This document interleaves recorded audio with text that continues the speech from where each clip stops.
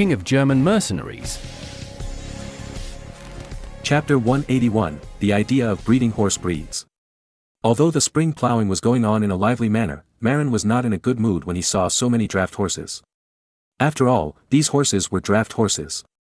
If you use them to plow the fields, you are afraid that they will lose weight and get sick, and you have to feed them the best feed, which is very expensive. It is far less worry-free than oxen. Although they are slower, they are easier to feed and have low costs. Moreover, even if a cow died of exhaustion, the rich man Marin would not feel bad and would just buy another one. But if a horse died of exhaustion, and it was these excellent horses used for breeding, Marin would probably feel bad to death. Although Marin often took his men to ride these draft horses when he went out, these draft horses were not suitable to be war horses. Not all horses can be war horses. In addition to being strong and having good endurance, they also need to be brave and obedient. For example, when the whole army is charging, the war horses must not fail. They must not hesitate to go where the riders ask them to go. Otherwise, they cannot be considered qualified war horses.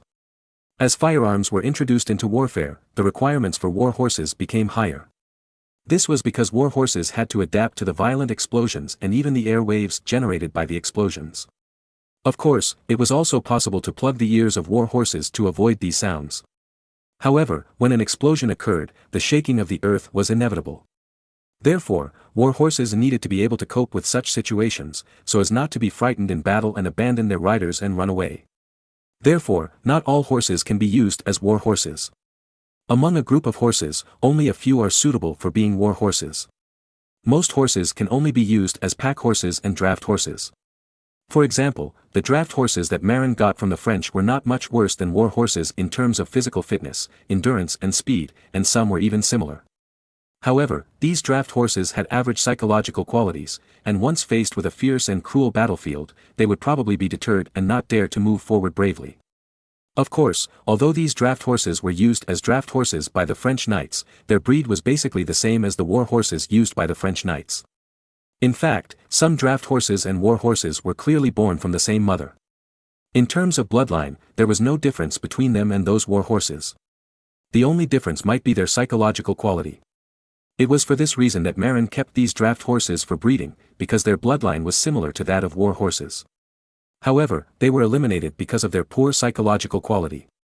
However, their offspring are not necessarily worse than those of pure war horses. After all, even the offspring of war horses may not be able to become war horses. And the offspring of these draft horses that almost became war horses are not necessarily worse than those of pure war horses. After all, the bloodlines of these eliminated military draft horses are similar to those of war horses, and the quality of their foals is no less than that of foals born from war horses of the same bloodline. But at the same time, using these draft horses with good bloodlines as working horses for plowing is indeed a bit of a waste of natural resources. Moreover, when using these horses for plowing, they have to be fed with expensive feed and eggs every day for fear of losing weight, which is too expensive. It is better to use cattle for plowing. After all, under normal circumstances, cattle only need to eat grass. This suddenly reminded Marin of mules, a very good working animal. Mules are strong and have good endurance, making them a very good working animal. Moreover, they eat less, just like cows, they only need to eat grass and feed when doing heavy work. A mule is a breed of donkey and horse. It is stronger than a horse but eats much less than a horse. It only needs roughage, unlike horses, which often require additional feed.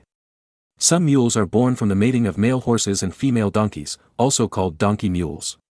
Donkey mules eat less than horse mules, but they are not as strong as horse mules. After all, donkey mules are born from donkeys. Generally speaking, the mother's body has a greater impact on the size of the child.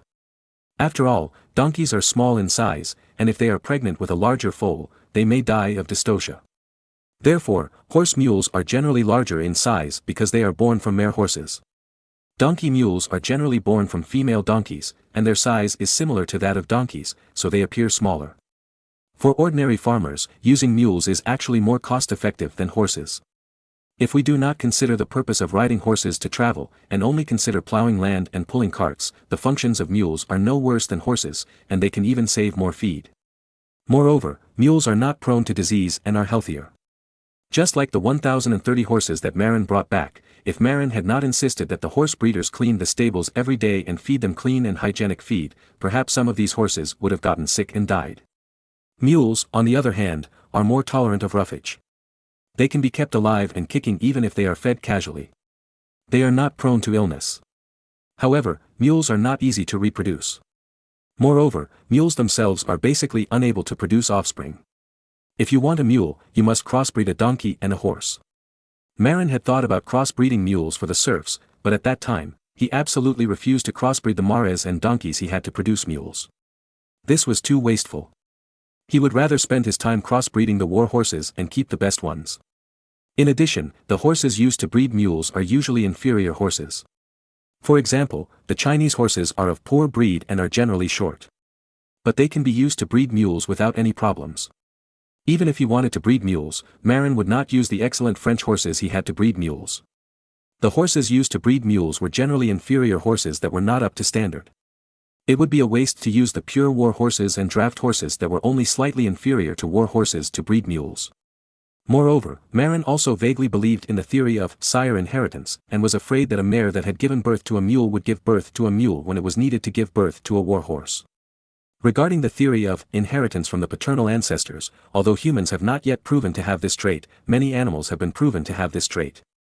Therefore, if you want these mares to give birth to good horses, you must ensure that the stallions that mate with these mares are excellent. Otherwise, the mares may give birth to defective horses.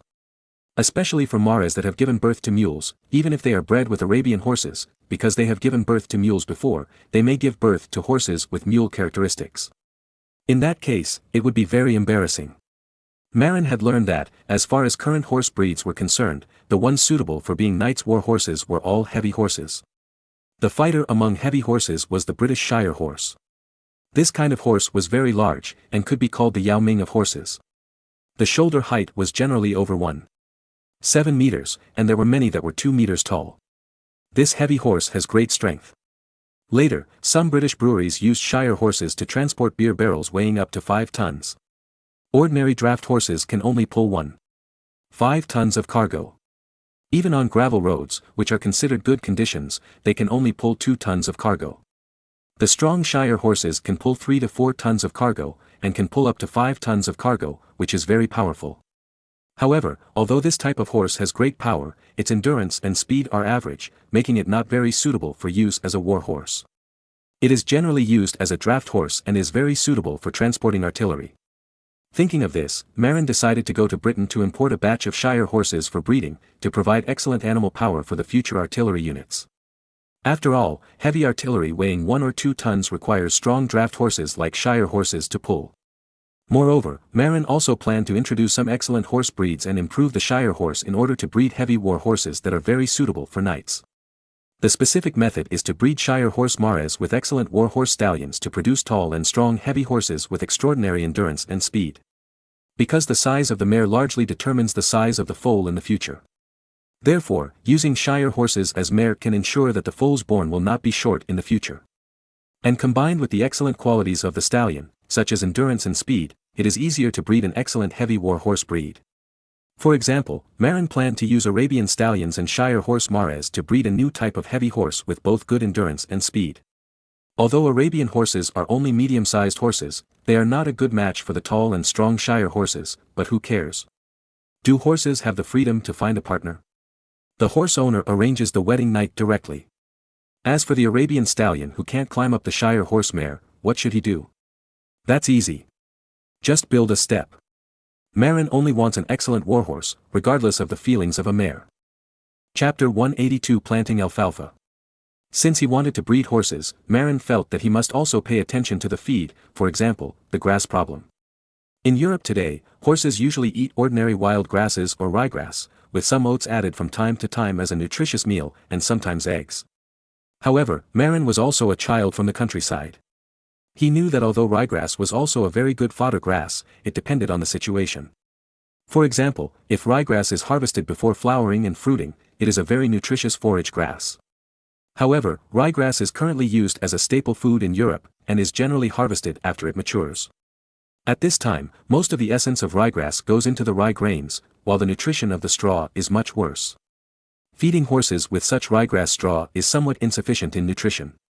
Once, Malin heard from an uncle who raised dairy cows in his hometown that feeding dairy cows with pre-flowering alfalfa hay would be much better than using wheat straw or rice straw. It is said that it can increase a cow's daily milk production from 23.5 kilograms to 36.2 kilograms.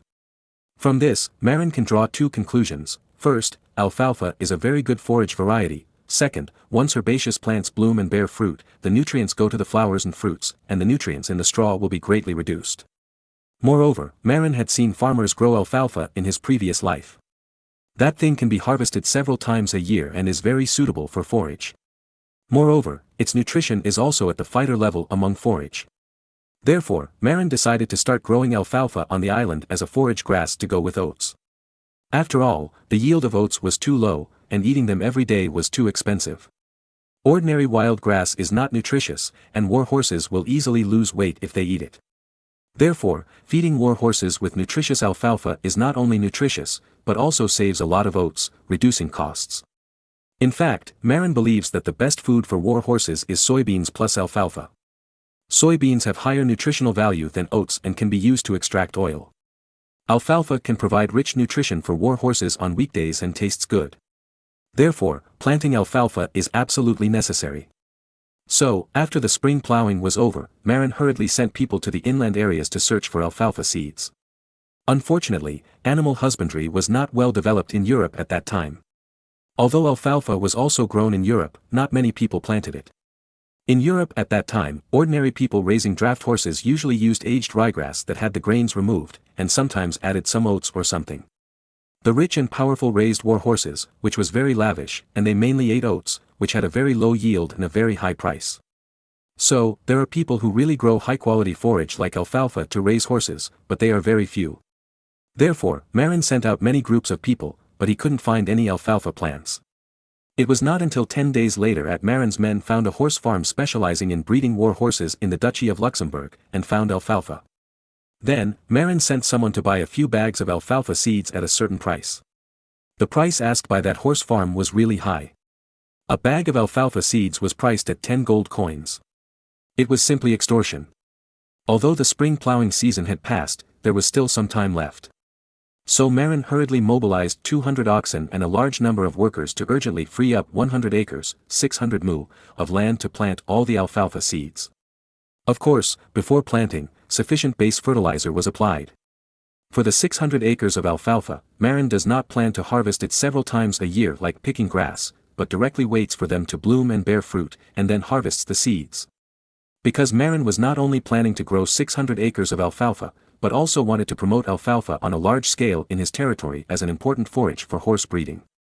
Even if there was enough alfalfa, Marin also planned to let cattle and sheep taste alfalfa. In later times, cattle and sheep in those western ranches also grew up eating alfalfa, and they were fat and strong. Like humans, horses have a very important growth period when they are young. For example, if a person eats poorly during his growth period, he may not grow tall and may be very thin. This situation is very common. For example, the Chinese people born in the 1950s, 1960s, and 1970s were generally thin and small because of the difficult living conditions when they were young.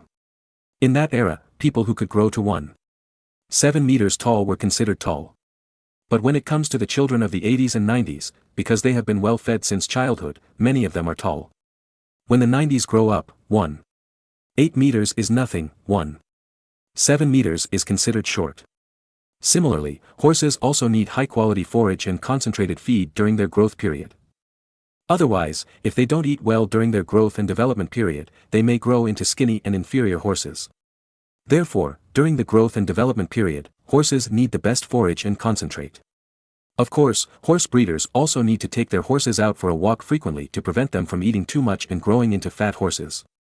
If nothing goes wrong, Columbus will arrive in India safely and bring back soybean seeds.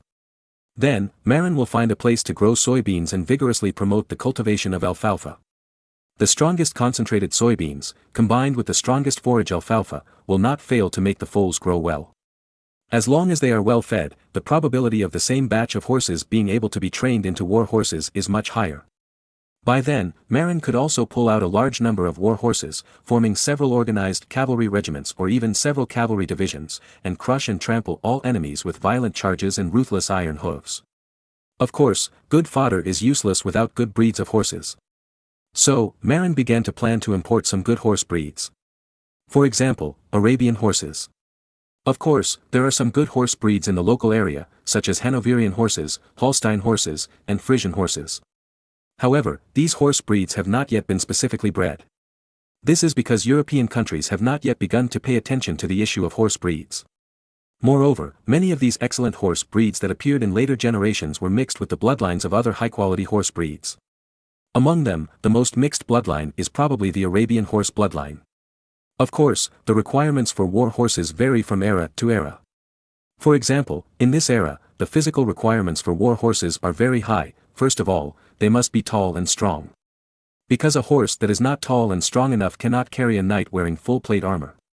When the knight class gradually declined in the 16th century, being tall and strong was no longer a requirement for war horses. This was because the cuirassiers and light cavalry, who only wore breastplates and helmets, rose to prominence. Therefore, the requirements for war horses at this time changed from being tall and strong to requiring speed and endurance first. This was because the way cavalry fought changed from hard collisions to rapid assaults. However, plate knights have not been eliminated in this era. Therefore, while Marin is training medium-sized war horses suitable for cuirassiers and hussars, he will also train heavy war horses suitable for knights. For example, the Shire horse is a very important breeding medium. Chapter 183, Mombasa Division. On April 1, 1498, da Gama's fleet finally arrived at the port of Mombasa in Kenya on the east coast of Africa and stopped there. Columbus was so shocked or frightened that he could not speak when he looked at the navigation secrets that Marin gave him, because Marin had calculated the day when da Gama's fleet would arrive in Mombasa. Then, Columbus saw the following instructions: ignore the da Gama fleet, take advantage of the da Gama fleet stop in Mombasa, and head north to Malindi at full speed. Then, Columbus did as he was told. Instead of approaching the port of Mombasa, he led his fleet around Mombasa and headed directly north. Thus, Columbus's fleet finally stopped following da Gama's fleet and began to explore its own route. However, da Gama's fleet was met with a cold reception from the locals in Mombasa, because the local chiefs believed that the Portuguese were their competitors in maritime trade and would naturally not treat them well. The locals certainly knew about the route to India, but under the instruction of the chief, no one told da Gama about it. After staying and resting for a few days, da Gama had to weigh anchor again and sail north with his fleet. At this time, some people in da Gama's fleet had already started to suffer from scurvy. Of course, da Gama didn't know the origin and treatment of scurvy. Moreover, scurvy was not uncommon these days, so he could only blame himself for his bad luck. However, what da Gama didn't know was that when they docked in Mombasa on April 1, Columbus had already set sail with his fleet at full sail and sailed north along the coast at full speed. Malindi is only 104 kilometers away from Mombasa. Although Columbus did not know the exact distance, Malindi said that it was not far from Mombasa. Despite the wrong wind direction and the need to constantly observe the situation on land, Columbus's fleet still arrived at the port of Malindi on April 6. Columbus's search method was simple, that is, sailing along the coast of Africa, sending a small boat to ask Arabic translators when he saw a port. During this era, the coastal areas of East Africa were invaded and colonized by Arabs from the Arabian Peninsula. Many small coastal emirates were established by Arabs or their descendants. For example, Mombasa and Malindi are of this nature. Moreover, Arabs had long been selling black slaves in the east coast of Africa and transporting them to all parts of the world. Not only that, Arabs were much more cruel to black people than Europeans. Europeans were just more brutal to black slaves, but Arab slave traders directly castrated all male black slaves before selling them. Therefore, in the Arab world, especially in West Asia, although there were a large number of black slaves, there were no descendants of black slaves. This was because the male black slaves were castrated by Arab slave traders, and the female black slaves were not violated by Arab men. This was because Arab men had several wives and could not take care of them, so how could they have the time to violate the female black slaves? However, in East Africa, the Arab conquerors did not kill all the local blacks, but merged with the locals. Therefore, there are many black and white mixed races. For example, the main ethnic group in Malindi, the Swahili, is a black and white mixed race produced by Arab conquerors and local blacks. However, the local chiefs generally use Arabic as the official language. When Columbus arrived in Malindi with his fleet, he was not immediately welcomed. At first, the people of Malindi were still very wary of Columbus and his crew. However, Columbus had a magic trick from Marin. After meeting the local officials, Columbus began to curse the people of Mombasa through an Arabic translator, saying that he and the people of Mombasa were irreconcilable. Soon, this statement reached the ears of the chief of Malindi. When the local chief Ali heard that Columbus and his party were enemies of Mombasa, he was very happy. He quickly invited Columbus and his party to the palace of Malindi to discuss relevant matters about how to deal with the chief of Mombasa. Seeing this, Columbus sighed, and with great admiration for Marin, he began to follow Marin's written instructions. He generously gave 6 bronze François cannons to Malindi Chief Ali on the spot and sent people to teach them how to fire. Seeing such a powerful naval weapon, Chief Ali was extremely happy. He treated Columbus as the most honorable guest and entertained him with delicious food and drinks every day. However, Columbus knew that the Da Gama fleet was coming according to Marin's written instructions. So he began to follow the instructions and spread rumors to Ali, the chief of Malindi, saying that the Portuguese in the Da Gama fleet had formed an alliance with Mombasa and might come to Malindi to spy on the news. Chief Ali was furious and ordered that any ships flying the Portuguese royal flag depicted by Columbus be prohibited from docking. After tricking Da Gama, Columbus proposed to borrow a pilot from Chief Ali to take them to India. At the same time, Columbus vowed that he would bring more artillery next time he came to Malindi. Chief Ali was very appreciative of Columbus' initiative to provide artillery, a powerful navigator for naval warfare. So he found his most capable navigator, Ahmad ibn Majid, and asked him to pilot Columbus and his crew to Calicut, the busiest trading port in southern India, where Zheng landed that year. On April 12, Columbus's fleet replenished a batch of fresh water in Malindi, heated the wooden barrels of fresh water, sealed them with mud and loaded them on board. At the same time, he also purchased a lot of food that would not spoil easily. Then, under the guidance of Majid, Columbus's fleet began its voyage across the Arabian Sea. But when Da Gama's fleet arrived at the coast of Malindi on April 14, history changed dramatically. Because of Columbus's slander, the chief of Malindi believed that Da Gama's fleet was a spy sent by Malindi's mortal enemy, the people of Mombasa. So the people of Malindi refused Da Gama's fleet's request to dock. With no other options, Da Gama could only continue to sail northward along the African coast with his fleet, looking for a stopover and inquiring about news from India. While Da Gama's fleet was still gathering intelligence on the east coast of Africa, Columbus's fleet had already set out from Malindi and headed straight for Calicut. Along the way, Columbus recorded the captain's log every day, recording the direction, wind direction and hydrological characteristics along the way. As Marin said to Columbus before departure, he could not always rely on the people of Malindi to lead the way. When the next voyage came, Columbus would need to lead the team himself. Therefore, Columbus recorded the navigation data from Malindi to Calicut in great detail. At the same time, Columbus spent a lot of money to bribe Majid and asked him for various information about the Arabian Sea, such as monsoons, natural disasters, and pirates. In exchange for the gold coin, Majid gave Columbus a detailed answer in a navigation guide to the West Indian Ocean that he had written. Columbus was overjoyed and arranged for a translator on board to help him translate it into European languages. At the same time, Columbus also asked Draka, the trade manager of the fleet, to learn Hindi from Majid with the help of the translator and to understand the local customs and trade practices in India. During the voyage, Majid was very interested in the solar cookers carried by Columbus's fleet, because solar cookers were very practical for Arabs. Whether it is the Arabian Peninsula or North Africa, they are both very dry and sunny. In these places, it is very convenient to use solar cookers. Moreover, because it is a semi-desert area, there is less firewood. Therefore, solar cookers are of great significance. When Majid expressed his desire to study solar cookers, Columbus agreed without hesitation. Majid was from Oman, and Oman is located on the Arabian Peninsula, a semi-desert region with plenty of sunshine. Therefore, Majid obviously wanted to bring the solar cooker back to his country for use. Columbus, who was eager to learn navigation technology from Majid, naturally could not refuse. Of course, it is difficult to keep the solar cooker secret. Because everyone relies on solar cookers to cook on the Arabian Sea. Moreover, there is plenty of sunshine on the Arabian Sea. Majid is not a dead man. Seeing the sailors using solar cookers to cook, how can he not study it? However, Columbus' most important secret, the telescope, was not revealed to Majid. Every time Columbus used the telescope, he would quietly go up to the observation room above the captain's cabin and take it out to use. In front of Majid, Columbus never used the telescope.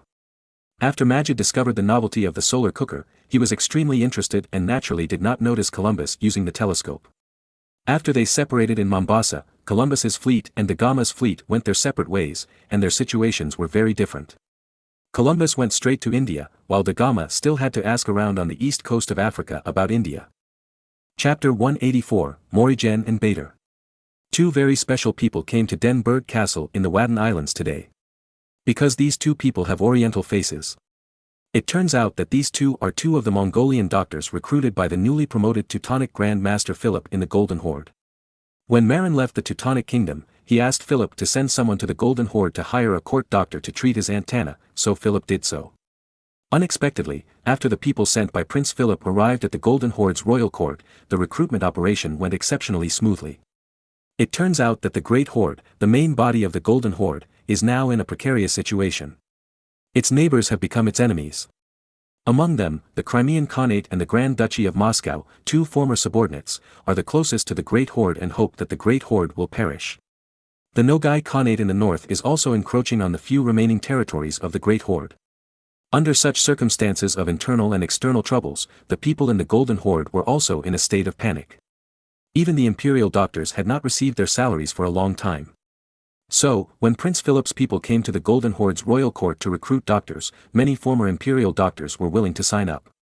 The condition was simple, that is, the whole family had to immigrate. During this period, many people had already realized that the Golden Horde could not hold out for a few more years. If the Golden Horde fell, these imperial doctors would be at a loss as to what to do. While someone was trying to recruit them, many imperial doctors simply decided to run away early. So, Prince Philip's men, who originally planned to recruit only 2 Mongolian doctors, met a bunch of doctors from the Golden Horde who were looking for jobs. Finally, Prince Philip's men, according to the advice of the locals, picked out 10 Mongolian doctors with the best medical skills. The 2 Mongolian doctors with oriental appearance that Prince Philip sent to Marin were actually among the best Mongolian doctors. However, they were not very old, only in their early 40s, and were considered young among the court doctors. After recruiting 10 court doctors, Prince Philip selected the 2 oldest and best Mongolian doctors as his own Mongolian doctors, who also helped treat Marin's aunt. As for the remaining 8 Mongolian doctors, he gave 4 to his subordinates, sent 2 back to his brother, and sent 2 to Marin, an important ally. Of course, the families of these Mongolian doctors were accompanying them. When Prince Philip selected the Mongolian doctors, he chose them based on their age and their original official positions. The 2 oldest Mongolian doctors were former senior medical officers of the Golden Horde's royal court, so their medical skills were naturally good. Therefore, Prince Philip did not choose the wrong person. However, the 2 Mongolian doctors sent to Malin had special identities. One of them was named Morigen and the other was named Bader. They were absolutely authentic Mongolian doctors and pure Mongolians. Moreover, they migrated to Eastern Europe from the Mongolian steppes. Because they moved here from Mongolia 2 years ago, although they joined the imperial hospital, they had to start from the bottom, so their status was naturally not high. But in fact, their medical skills were not inferior to those of the 2 oldest medical officers. It turns out that the Mongolian tribe that Morigen and Bader originally belonged to was a vassal of the Chahar tribe, the largest tribe in Mongolia. But many years ago, their tribe participated in the siege of the father of the current Mongolian Khan Dayan Khan, Borjigin Bayanmenk, which led to the death of Borjigin Bayanmenk.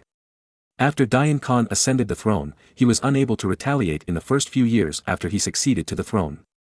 But in the past few years, Dayan Khan had accumulated enough strength and began to retaliate against the tribes that had besieged the Chahar headquarters.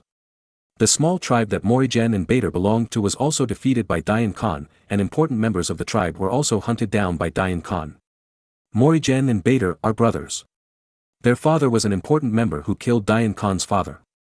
Therefore, the 2 brothers are also on Dayan Khan's wanted list. In desperation, the 2 brothers took their families and fled to the Oirat Mongols in the west, trying to survive. But unexpectedly, Dayan Khan was very fierce and defeated the Oirat Mongols. The 2 brothers saw that things were not going well, so they continued to flee westward with their families. They drove the Mongolian migrating tent carts and followed the caravans going to several western khanates to do business, crossed the Kazakh steppes, came to Eastern Europe, and joined the royal court of the once famous Golden Horde. Relying on their skilled Mongolian medical skills, they joined the Golden Horde's Imperial Medical Bureau and became ordinary court doctors. But unexpectedly, the situation of the Golden Horde was bad in recent years. The brothers knew they had fallen into a trap, so they were looking for an opportunity to leave. When Prince Philip sent someone to recruit Mongolian doctors, they decisively signed up. At this time, the Golden Horde was in chaos and people were in panic. No one stopped the collective escape of the 10 doctors. This shows how chaotic the Golden Horde was at that time. In fact, the Golden Horde was already quite Eastern European at this time. Over the past few hundred years had mixed blood with the local Slavs for many generations, and their appearance had become Eastern European. Among these 10 Mongolian doctors, except for the brothers Marin and Bader who came from the east, the other 8 Mongolian doctors all had Eastern European faces, but they still retained some Mongolian traditions in their service habits. Of course, these people also have their own strengths. For example, because they have lived in Eastern Europe for many generations, their herbal medicine has fully integrated local herbs and no longer relies on Oriental varieties of herbs. In the past 2 years, the reason why the brothers Marin and Bader did not make a name for themselves was that they were learning the use of Eastern European herbal medicine from these local Mongolian doctors. Of course, they also needed to learn the local language, the Europeanized local language. Fortunately, the official language of the Golden Horde was still Mongolian, otherwise, it would be even more difficult for the two to get along. However, once they left the Golden Horde, they were a little confused. Because, in the Teutonic Kingdom, they could not communicate with the locals. The other 8 doctors, because they were originally native to Eastern Europe, basically knew some of the local languages. In fact, 2 of them spoke German well. The reason for this is that the Golden Horde has always been an enemy of the Grand Duchy of Moscow. The Teutonic Knights are also mortal enemies of the Grand Duchy of Moscow, and the 2 sides even fought the Battle of Lake Peipus. The Teutonic Knights also interacted with the Golden Horde, hoping to jointly deal with the Grand Duchy of Moscow.